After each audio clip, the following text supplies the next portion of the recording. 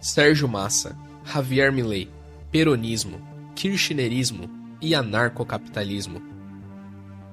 Esses nomes estão mais em pauta do que nunca na Argentina. Afinal, é ano de eleições presidenciais. O problema é que na América Latina, temas como a política e a economia não são para amadores. São instáveis, controversos e, de uma forma ou outra, respingam na vizinhança. Nesse vídeo, nós vamos entender por que tanto o governo quanto os empresários brasileiros se preocupam tanto com o resultado das eleições argentinas. Convido você a ficar comigo até o final, porque ainda vamos além, para entender quais consequências cada um desses dois candidatos poderá trazer ao Brasil.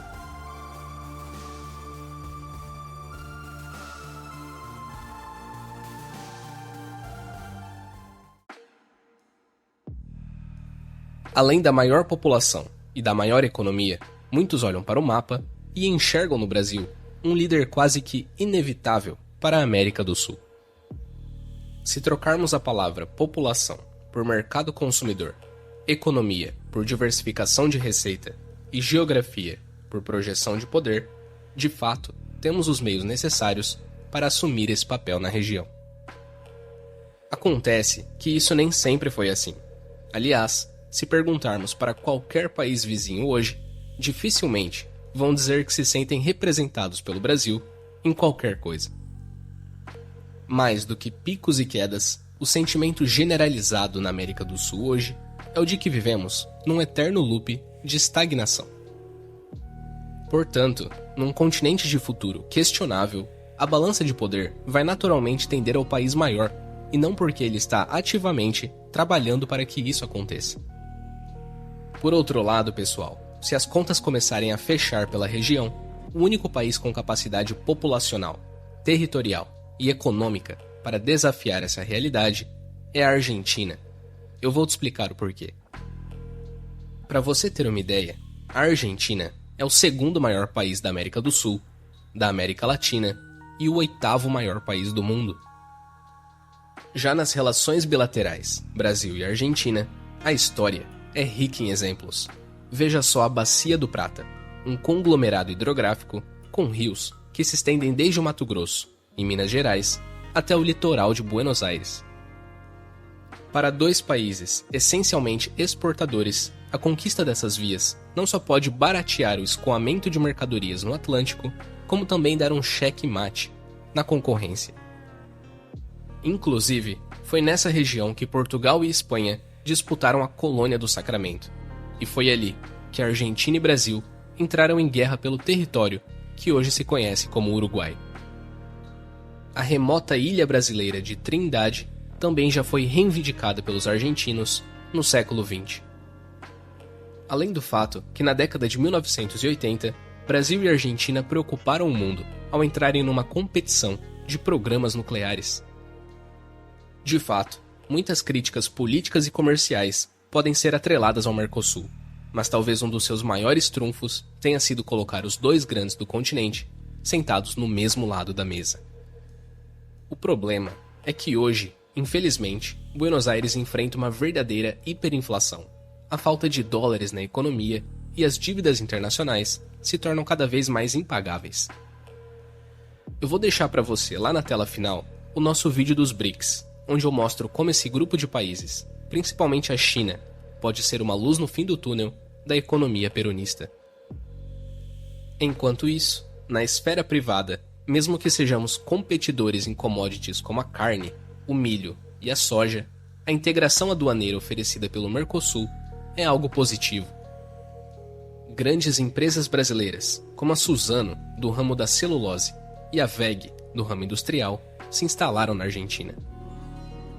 Pequenos negócios, com interesse em exportar, também podem se beneficiar com um vizinho acessível e populoso, como, por exemplo, testando parcerias com distribuidores locais. Além, é claro, dos fornecedores envolvidos nessas indústrias, possibilitando toda uma cadeia transfronteiriça de cooperação e produção. Mas, como você deve estar pensando agora, só a união aduaneira não basta. Grandes interesses estão em jogo, e é com base nas propostas políticas que governantes e empresários darão o próximo passo.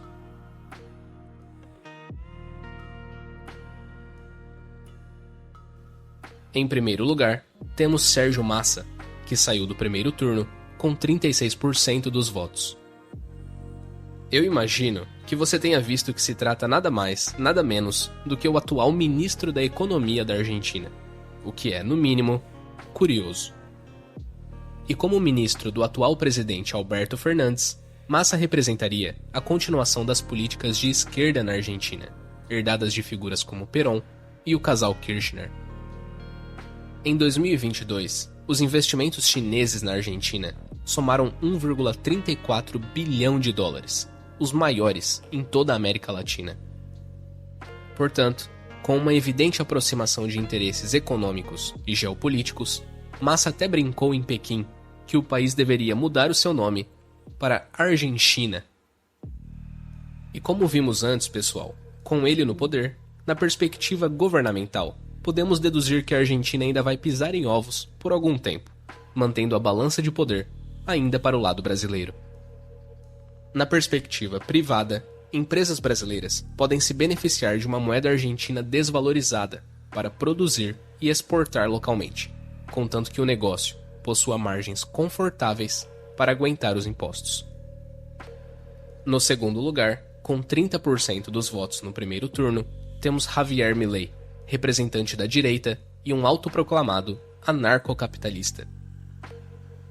Tirando propostas como a redução das despesas do Estado, privatização de empresas públicas e desburocratização, algumas medidas mais drásticas vêm chamando a atenção. Milei já falou abertamente sobre se distanciar do Brasil de Lula e da China de Xi Jinping em prol de um alinhamento com os Estados Unidos e Israel, e isso envolve a revisão da sua participação no Mercosul e agora nos BRICS. A questão é que Brasil e China são literalmente os dois maiores parceiros comerciais dos argentinos. Se Milei tirar a Argentina dessas organizações, vamos vivenciar uma ruptura aduaneira entre os dois países, prejudicando negócios locais, além de esfriar ainda mais o acordo entre Mercosul e União Europeia. Só que depois de todas essas declarações, se ele também não o fizer, em todo o seu governo haverá a desconfiança de que essa pauta pode ser retomada a qualquer momento, afastando investidores e presidentes, e mais do que isso, atraindo a China de volta para o Brasil. Nessa perspectiva governamental, o caminho de recuperação econômica da Argentina ainda seria longo e árduo. Porém, se todas essas promessas de campanha de Milei saírem do papel e de fato se provarem efetivas, vamos presenciar dois governos ideologicamente antagonistas, mas dessa vez sem o elo do Mercosul para acalmar os ânimos.